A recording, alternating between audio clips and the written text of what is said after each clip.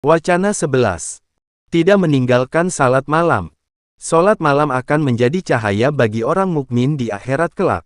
Seorang murid hendaknya tidak meninggalkan salat malam setiap harinya. Dalam sebuah hadits dikatakan bahwa salat malam adalah bentuk ibadah yang sangat tinggi nilainya setelah salat wajib. Sebaik-baik salat, setelah salat wajib adalah salat di tengah malam, salat tahajud, hari. Muslim, besok pada hari kiamat, manusia dikumpulkan dalam suatu tempat. Dikatakan, di mana orang-orang yang selalu bangun di malam hari untuk sholat. Maka bangkitlah mereka, dengan jumlah yang sedikit, kemudian digiring masuk surga tanpa hisab. Setelah itu, manusia diperintahkan untuk diteliti perbuatannya. Dalam banyak riwayat, Rasul sangat menekankan perlunya manusia melakukan sholat malam, sholat tahajud ini. Dalam hadits yang diriwayatkan At-Tirmidzi dikatakan, lakukan sholat malam. Sesungguhnya, itu adalah kebiasaan orang-orang soleh sebelum kamu. Cara pendekatan diri kepada Allah, pelebur dosa dan pencegah kemaksiatan. Bahkan dalam riwayat At-Tabrani dikatakan, sholat malam adalah pencegah penyakit pada badan. Dalam riwayat Ibn Abi Dunya dan Al-Baihaqi dikatakan, sebaik-baik umatku adalah penghafal dan pengamal Al-Quran dan orang-orang yang membiasakan sholat malam. Siapa yang ringan melakukan sholat malam, karena tidak terlalu banyak makan dan minum, maka ia dikerumuni bidadari sampai subuh hari. Tabrani. Karena itu, Ahmad ibn Rifai sangat menekankan para muridnya untuk membiasakan diri melakukan sholat malam. Saat itu, Allah menurunkan rizki dari langit. Dia hanya memberikan rizki kepada mereka yang bangun, bukan yang tidur. Dalam sebuah riwayat pernah diceritakan bahwa Allah pernah menurunkan wahyu kepada Nabi Daud tentang masalah pentingnya sholat malam ini. Hai Daud, sungguh suatu kebohongan mereka yang mengaku mencintai aku, tapi pada waktu malam mereka tidur melupakanku.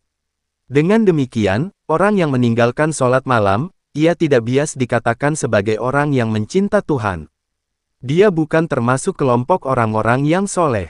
Ini sama sebagaimana seorang pegawai yang tidak pernah masuk kerja, bayarannya dikurangi. Nabi Sulaiman ibn Daud pernah berkata, "Wahai anakku, jangan tinggalkan sholat malam. Sungguh, meninggalkan sholat malam membuat orang menjadi fakir di akhirat kelak." Untuk membiasakan diri melakukan sholat malam, Ali Al-Khawas memerintahkan para muridnya untuk berniat akan bangun malam, pada sore harinya. Bahkan, dengan niat itu saja sudah merupakan kebaikan dan mendapat pahala. Rasul mengatakan, sesungguhnya, setiap orang akan memperoleh apa yang diniatkan.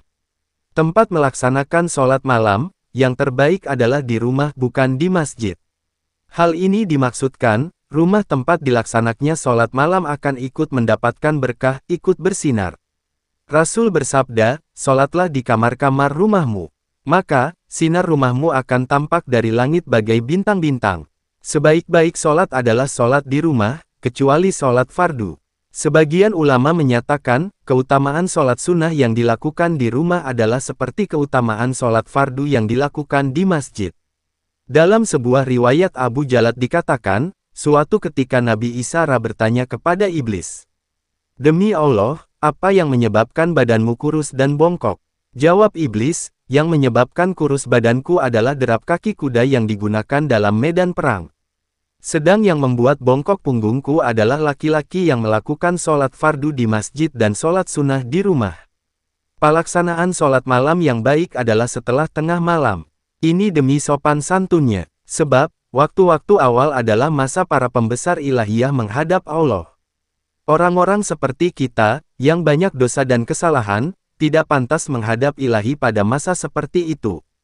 Kebiasaan di dunia pun menyatakan, para pembesar masuk lebih dahulu dan bertempat di depan, baru kemudian kalangan di bawahnya. Ali Al-Khawas bila datang pertama di masjid juga demikian. Orang seperti aku ini tidak pantas masuk hadlirat ilahi pada golongan awal, aku masuk belakangan. Akhirnya, bila seseorang merasa berat dan malas untuk bangun malam, maka segeralah untuk meneliti dirinya. Mungkin ada kesalahan dan dosa yang dilakukan, dosa batin, seperti sombong, ujub, hasud dan lain-lain, atau dosa lahir. Segeralah bertaubat. Jika bertaubat dengan sungguh-sungguh, akan lebur dosanya dan bersih jiwanya, sehingga tidak ada lagi yang menghalangi niatnya untuk hadir dalam hadlirat ilahi yang maha suci.